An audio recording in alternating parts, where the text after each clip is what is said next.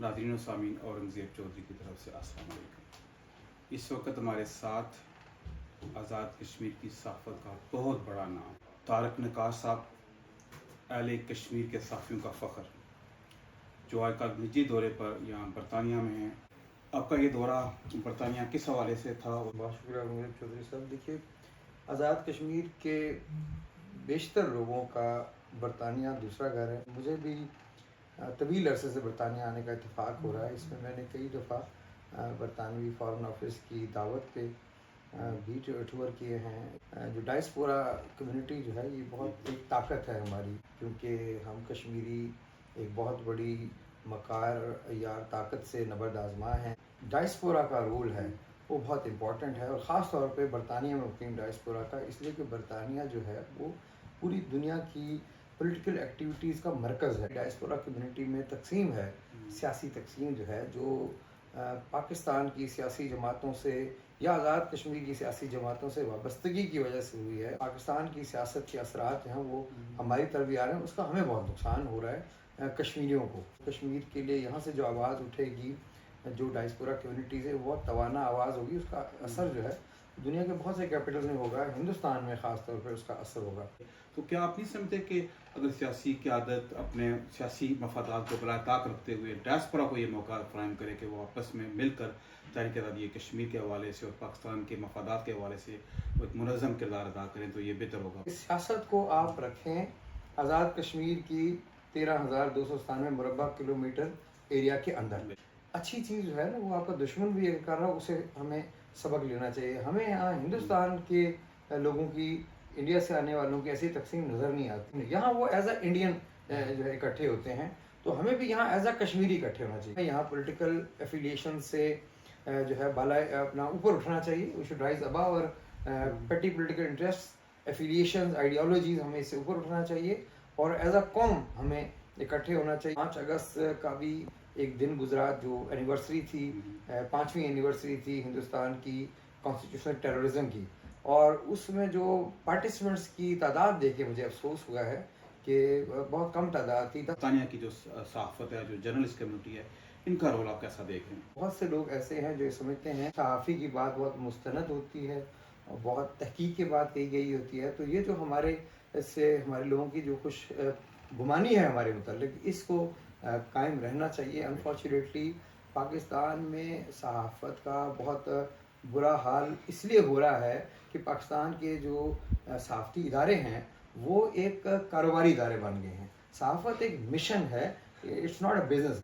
مجھ سے اگر معاشرہ ایکسپیکٹ کرتا ہے کہ میں جو اصول و ضوابط اور اخلاقیات کے اعلیٰ معیار پہ ہوں، تو وہ معاشرہ یہ نہیں دیکھتا کہ میرا جو میڈیا ہاؤس کا مالک ہے وہ مجھے پے کیا کر رہا ہے، مجھے فیسیلیٹیٹ کیا کر رہا ہے۔ پاکستان کے صحافتی ادارے بائی اینڈ لارج میجارٹی جو ہے، چند استثناء کو چھوڑ کے، سوتیلی ماں جیسا سلوک کرتے ہیں۔ ہمیں، ہمارے یہاں کے صحافیوں کو وہ دوسرے درجے کا شہری سمجھتے ہیں، تو جو سہولتیں جو ہمیں ملنی چاہیے وہ وہاں نہیں ایکسٹینڈ کرتے۔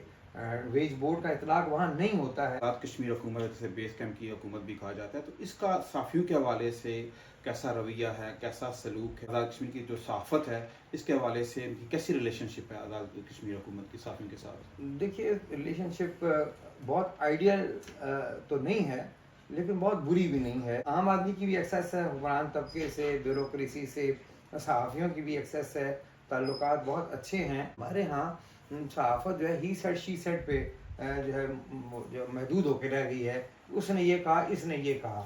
ہمارے ہاں تحقیقاتی صحافت نہیں ہوتی ہے، ہمارے ہاں رپورٹنگ والی صحافت نہیں ہوتی ہے۔ جو خبر بنی بنائی آتی ہے، آپ صبح 50 اخباروں میں دیکھیں تو 45 میں وہی خبر چھپی ہوگی۔ یہ خبر تھی کہ صحافیوں کو قابو میں رکھنے کے لیے آزاد کشمیر حکومت کچھ ایسے اقدامات کرنے جا رہی۔ وہ کیا اقدامات آزاد کشمیر حکومت لینے جا رہی؟ ایک قانون تھا، لائبر اور سلنڈر والا قانون تھا۔ میں یہ سمجھتا ہوں کہ زندگی کے ہر شعبے کو کہیں نہ کہیں اکاؤنٹیبل ہونا چاہیے۔ یہ نہیں ہے کہ ہم کوئی مادر پیدر آزاد ہیں۔ پرنٹ میڈیا میں یا مین اسٹریم میں آج بھی بڑا خیال رکھا جاتا ہے کہ خبر جو شائع کرنے سے پہلے ہم یہ یقینی بنا لیں کہ یہ درست ہے یا غلط ہے، لیکن اب بہت سے اخبار اس کا بھی خیال نہیں رکھتے ہیں۔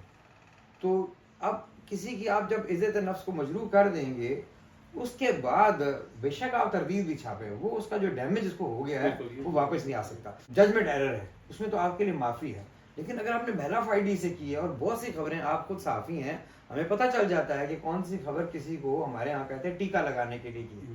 جو ٹیکا ہوتا ہے وہ پتہ چل جاتا ہے. میں اس بات کے حق میں ہوں کہ کہیں نہ کہیں اکاؤنٹیبلٹی ہونی چاہیے, لیکن وہ ایک کسی حکومت کے ہاتھ میں نہیں ہونی چاہیے. حکومت نے صحافیوں کو آن بورڈ کیا, ان سے مشاورت کی, ان کو اعتماد میں لیا؟ نہیں, ایک کمیٹی بنی ہے, ایک کمیٹی بنی تھی, اس میں انہوں نے کہا تھا جی ان سے بات کریں گے. میں یہ کہہ رہا ہوں کہ ہم قانون کے بننے کے مخالف نہیں ہیں, لیکن قانون میں کسی سرکاری, ابھی پچھلے دنوں ہمارے ایک وزیر صاحب ہیں جن کے بارے میں خبر چھپی, تو انہوں نے صحافی پہ پرچہ کروا دیا. دیکھیے, آپ صحافی کو ایکسیس دیں انفارمیشن تک, ایکسیس ٹو رائٹ پوری دنیا میں مل رہا ہے جی, وہ پوری دنیا میں ہے. ہمارے یہاں بھی نام کی حد تک تو ہے, یعنی کاغذوں کی حد تک ہے, لیکن آپ چلے جائیں کسی دفتر میں. مجھے خود ایک زمانے میں ایک نوٹیفیکیشن کے حصول کے لیے 7 دن انتظار کرنا پڑا. کس کے حصول کے لیے؟ نوٹیفیکیشن کے لیے, وچ از اے پبلک ڈاکیومنٹ. حکومت ایکسیس ٹو انفارمیشن دے. صحافی کا کرنے کا کام یہ ہے کہ اس کے بعد وہ متعلقہ فریق کا موقف لے کر خبر چھاپے, تاکہ کل کوئی یہ نہ کہہ سکے کہ میرا موقف نہیں ہے. کیا وجہ ہے آزاد کشمیر کی سیاسی قیادت اور حکومتیں آپ سے ناراض رہتی ہیں, آپ سے خفا رہتی ہیں؟ وجہ کیا ہے؟ دیکھیے, اصل میں لوگ شارٹ ٹیمپرڈ ہیں.